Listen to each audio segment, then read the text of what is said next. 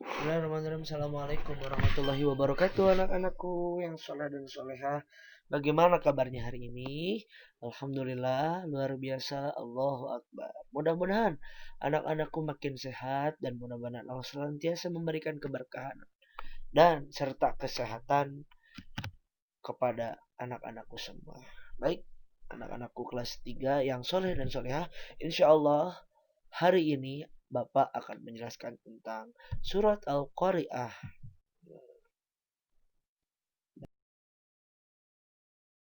Di pertemuan minggu sebelumnya, Bapak telah menyampaikan atau memberikan materi tentang bagaimana cara bacaan surat Al-Qari'ah, bagaimana cara baca surat Al-Qari'ah, dan lain sebagainya. Dan artinya itu seperti apa. Nah, sekarang Bapak akan menjelaskan seputar surat Al-Qari'ah dan isi kandungan apa sih maksud dari surat Al-Qari'ah ini. Yang pertama itu seputar Al-Qari'ah. Al-Qari'ah itu adalah surat ke-101. Dari 114 surat, terdapat ada surat ke-101, yaitu surat Al-Qari'ah. Nah, kemudian Al-Qari'ah ini merupakan termasuk Makkiyah. Maksudnya apa, Pak? Nah, surat Makkiyah itu surat yang diturunkan di kota Mekah. Nah, ketika Rasulullah masih berada di Mekah, nah itu surat Al-Qari'ah turun kepada Rasulullah. Seperti itu. Jadi, surat Al-Qari'ah merupakan termasuk surat-surat Makkiyah seperti itu. Kemudian yang terakhir surat Al-Qari'ah, arti dari surat Al-Qari'ah itu ya adalah kejadian tentang hari kiamat. Nah, jadi intinya Al-Qari'ah itu menceritakan bagaimana situasi dan kondisi pada hari kiamat. Kandungannya itu seperti apa, Pak? Nah, kandungan surat Al-Qari'ah itu yang pertama, hari kiamat merupakan suatu berakhirnya kehidupan di dunia atas kehendak kekuasaan Allah. Jadi hari kiamat itu berakhirnya satu waktu di dunia seperti ketika kita sedang menonton TV contoh. Nah, kita sudah ingin mengakhiri, kita matikan. Sama seperti alam dunia yang hendak nanti di hari kiamat. Allah Subhanahu wa taala yang menentukan kapan berakhirnya hari kiamat. Dengan cara apa? Caranya adalah pada saat kelak di hari kiamat, seluruh alam semesta dan makhluk akan binasa.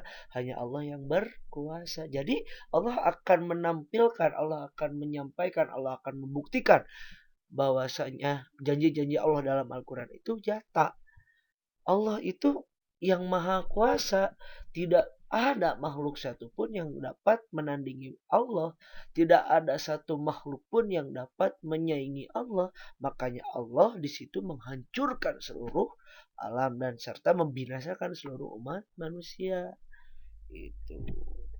Kemudian di hari kiamat kelak itu manusia seperti anai-anai. Anai-anai itu seperti bunga yang kayak bunga terbang gitu. Jadi terbang aja kemana-mana, berhamburan, gak tahu arah dan tujuan. Maksudnya apa? Jadi nanti ketika di hari kiamat, manusia itu yang tadinya punya anak, punya istri, punya suami, punya harta, punya ibu, punya bapak, semua lupa. Bahkan dirinya sendiri pun tidak ingat apakah dia masih pakai baju atau tidak. Itu saking ngerinya di hari kiamat. Kemudian saat terjadi hari kiamat itu manusianya tinggal mengadu nasib apakah dia masuk surga atau neraka. Nah, yang beramal soleh dan mengerjakan amal-amal kebaikan, maka sekecil apapun Allah akan balas nanti kelak di hari itu. Kemudian begitupun yang buruk. Jadi siapapun yang mau bagaimanapun, mau pejabat, mau mau pengusaha kaya, mau petani atau orang miskin, di mata Allah itu tidak ada artinya. Tapi ketika dia melakukan amal soleh, baik itu orang kaya atau orang miskin, baik itu orang yang berada atau yang tidak berada, baik orang itu yang pintar atau yang kurang pintar, ataupun yang mampu atau tidak mampu, dia akan dibalas oleh Allah sekalipun dia melakukan amal soleh yang sekecil apapun. Membantu orang semisalkan, mendoakan orang misalkan, atau semisalkan dia memberikan fakir miskin, atau membantu apapun itu yang merupakan kebaikan, maka Allah akan balas. Begitupun keburukan, semisalkan orang ini jahil atau ngomongin orang, atau biasa kita sebut gibah, atau dia riba, atau dia membunuh, mencaci, memaki, dan lain sebagainya, itu Allah pasti akan balas nanti kelak di akhirat. Na'udzubillahi min dzalik.